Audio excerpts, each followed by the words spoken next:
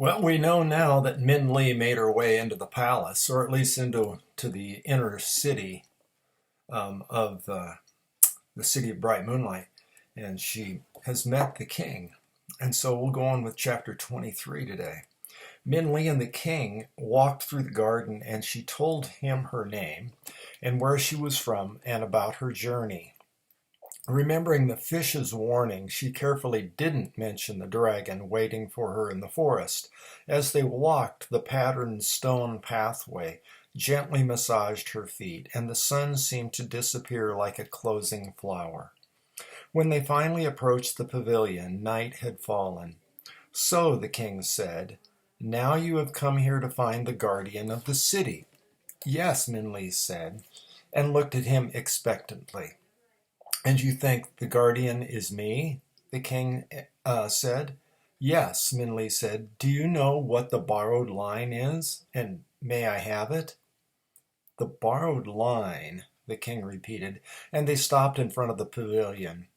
The moon's reflection fastened on the water's surface, and Minli saw why the pavilion was called Clasping the Moon.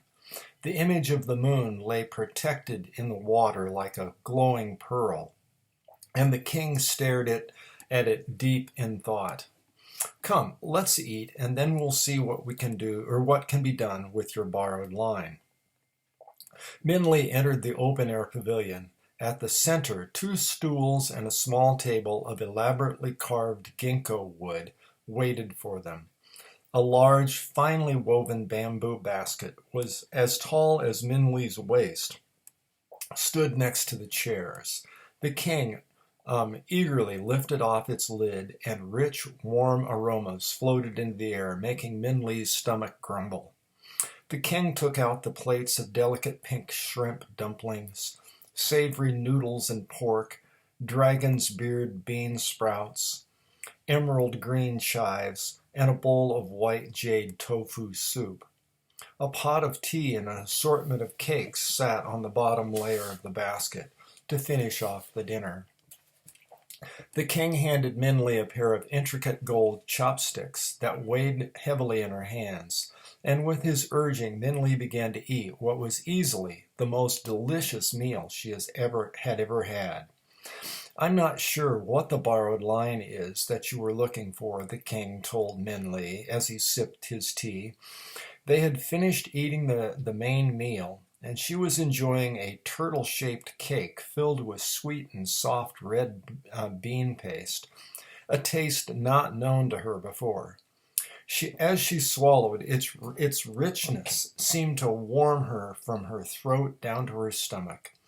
But I think I can guess, he said. With great effort, Minli stopped eating and looked at him. You can? She asked, and suddenly a hope filled her. What do you think it is? Do you know why this city is called the City of Bright Moonlight? The king asked, and Minli shook her head. My great-great-grandfather changed the name of this city. It used to be called the City of the Far Remote. But after he came to power, he changed it to the City of Bright Moonlight. Most people thought it was because he had a poetic heart, but it is more than that. Have you heard the story of the magistrate that tried to outwit the old man of the moon? And Minli nodded. Yes, he tried to kill his son's destined wife, but they ended up together anyway. Ah, you know the story, the king smiled. You do too. We told that one earlier. That magistrate was my great-great-grandfather's father, and the city is the city that his son became king of through marriage. So the story is real, Minli said. Well, it is a story that has been passed through my family for generations, the king said. But there's more to it than what most have heard. And this is the story, the unknown part of the story of the old man of the moon. After the old man of the moon told the magistrate that his son would marry the daughter of the grocer, grocer, Magistrate Tiger flew into a rage. With both hands he grabbed the page and tore it from the book, from the Old Man of the Moon's book. But before he could rip the page in two, the old man's eyes stared into his, and the light of the moon seemed to bind the magistrate still. As the silence hung in the air, Magistrate Tiger's anger turned to fear. But finally the Old Man of the Moon nodded at him grimly. Pages of the Book of Fortune do not tear easily, but that paper was being sent to you before I borrowed it, the old man said. So perhaps it is only fitting that you finally receive it. Take it. The book has bestowed some extra qualities to it, though they will be useless to you as the original paper would have been. And without another word, the Old Man of the Moon stood up and walked up the mountain. The magistrate could do nothing but stare, clutching the ripped paper in dumbfounded silence. That's the end of that story. He tore the page out of the Book of Fortune, Minli said. Yes, the king replied, but he himself was never able to read it. So it remained useless to him, just as the Old Man of the Moon said it would be. Come, the king said, as he walked out of the pavilion onto the bridge under the moon. As Minli followed, he reached inside the breast of his shirt, slowly took out a gold-threaded pouch, and said, "This is that ripped page. It has been passed down from generation to generation, studied by the kings of the city of bright moonlight. None of us has ever understood what the Old Man of the Moon meant when he said it was borrowed." Minli watched fascinated as the king took from the gold pouch a delicate folded piece of paper, paler than even the white jade tofu that she had eaten for dinner. The paper seemed to have a light of its own, dimming the gold threads of the pouch that it held. "It was my great-great-grandfather," the king said, unfolding the paper, "who realized that the words on it can only be seen in the bright moonlight. He renamed the city of bright moonlight as a reminder for kings that followed him." Minli looked at the paper in a daze. In the moonlight, the paper glowed. A single line of faint words, as if written with shadows, was scrawled upon the page in a language that Minli had never seen. "So I think this paper, which the Old Man of the Moon said he borrowed," the king said, "this written line torn from the Book of Fortune is the borrowed line that you seek." "Well, of course," Minli said, and excitement bubbled inside of her. It must be.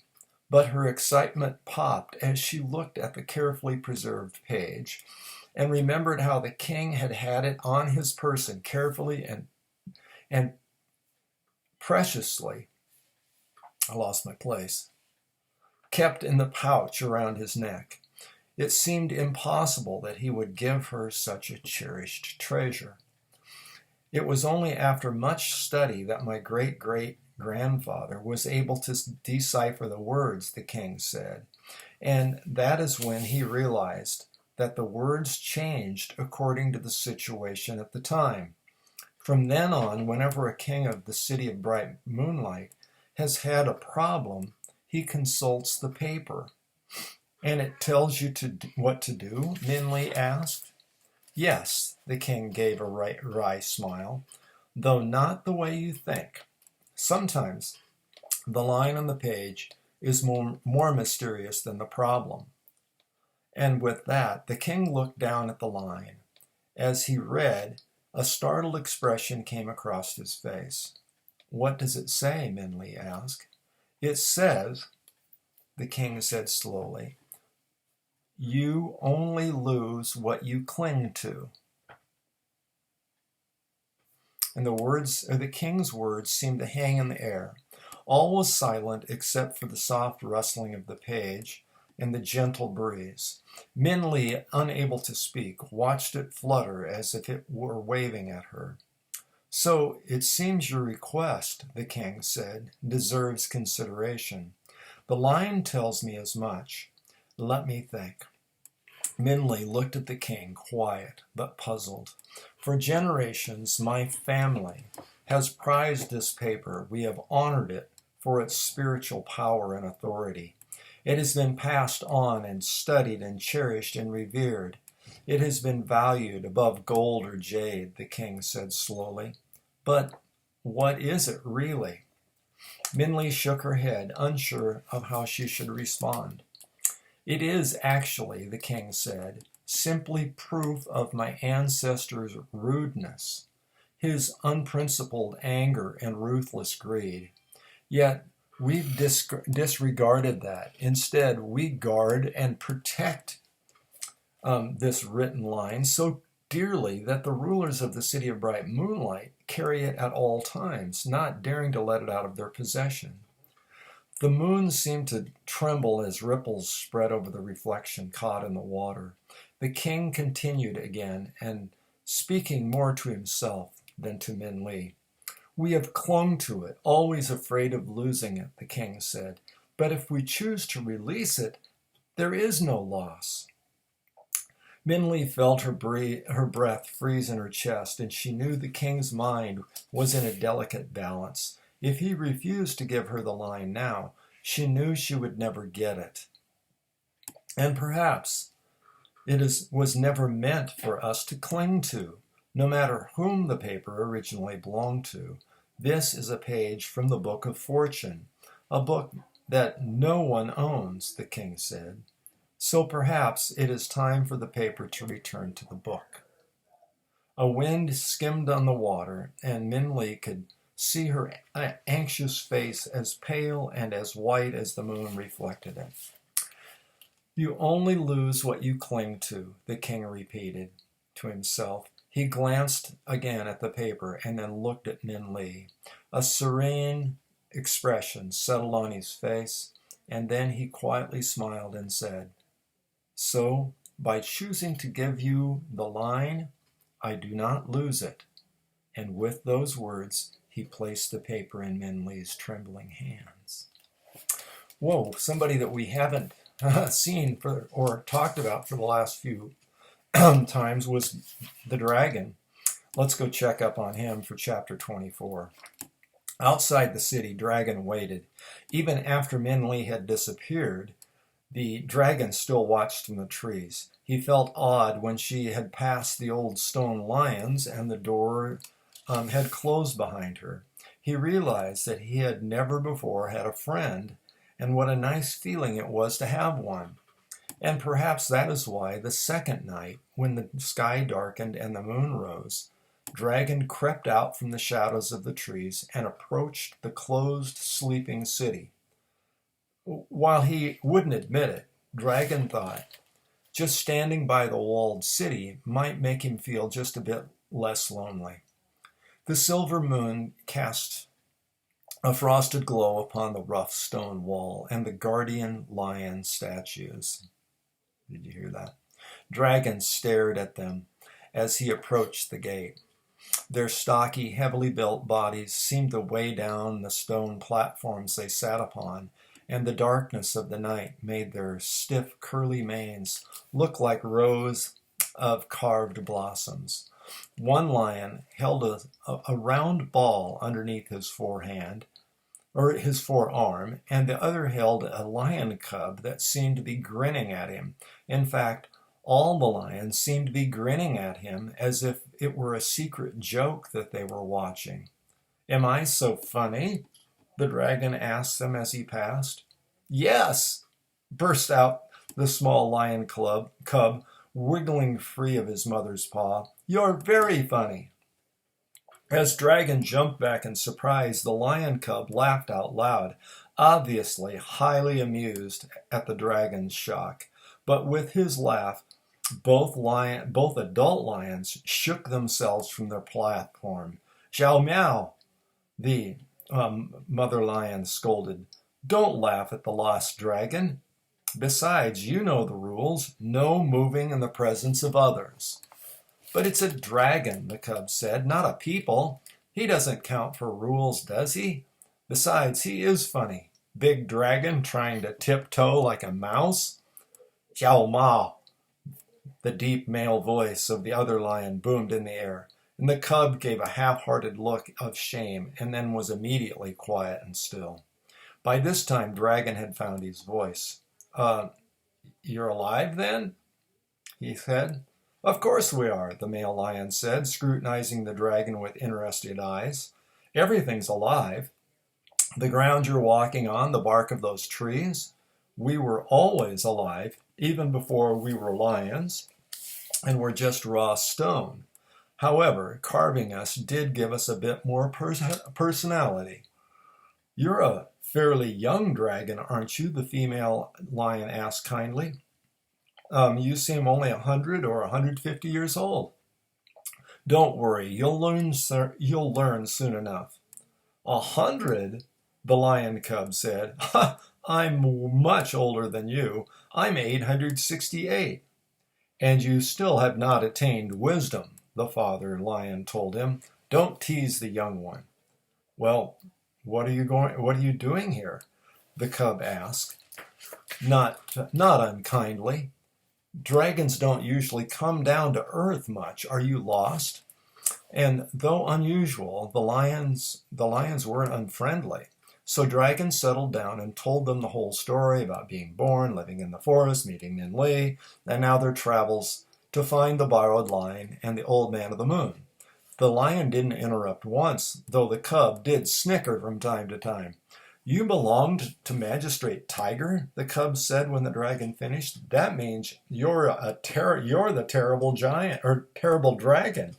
You're the one that destroyed the king's family's palace. What a lot of trouble you caused. The dragon looked at the other lion questioningly. About 100 years ago, the female lion said, the king's father fled his home village. A dragon had destroyed his palace and his people had cast him out, saying that he was bad luck. He came here, intending to make his home with his son and to live off of his son's wealth and the power of the city of Bright Moonlight. There were bad times for the city, as the king's father and the officials that he brought with him were corrupt and greedy. We were very concerned. You? The dragon asked. Why would it concern you?